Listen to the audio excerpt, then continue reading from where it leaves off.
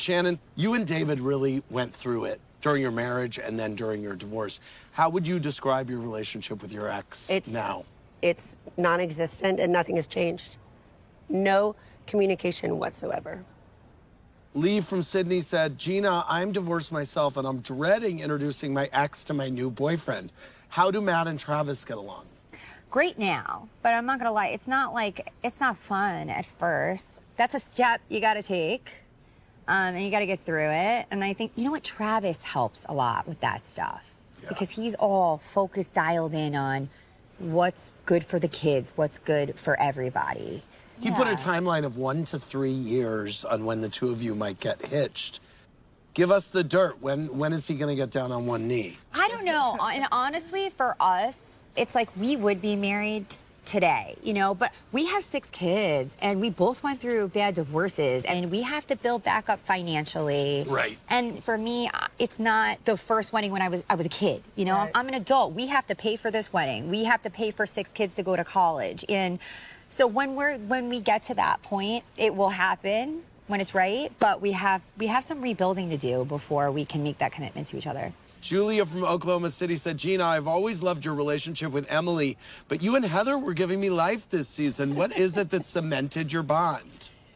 I honestly, and I know this is so whatever, but it's the New Yorker vibe. You know, like you meet someone, it's like, where'd you go to school? Where'd you do this? Where'd you have a hot dog? Where'd you where'd you go to summer camp? You know, right? Delis and carbs. All right, let's take a break. We'll be back with more from the Real Housewives of Orange County reunion after this. Coming up. I believe that friendship is a two-way street. And you've been gunning for me, and what's so interesting... Gunning for you? I don't gun for anybody, Shannon.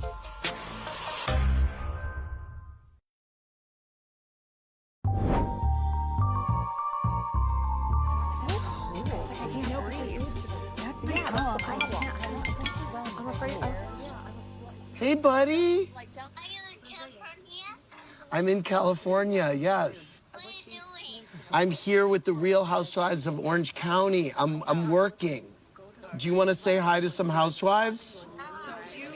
Say hi. Hi, sweetie. How are you? Say hi to these ladies. Bye, but you're so handsome, buddy. All right, I love you, buddy. Have a good night, okay? You, Daddy. Love you. I miss those voices. I'll see you tomorrow, okay? Bye. And here we go. Standing by. 3, 2. We are back with the ladies of the OC.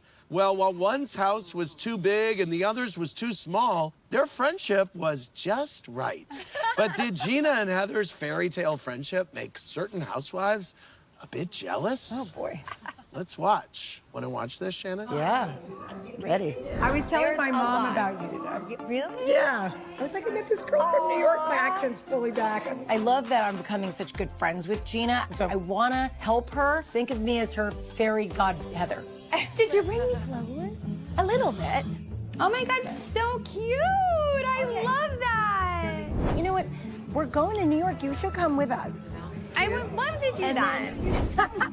As Gina would say, I want all the cheers. I want all the big cheers. This is the best cheers ever. Do you get jealous of Gina's relationship with Heather?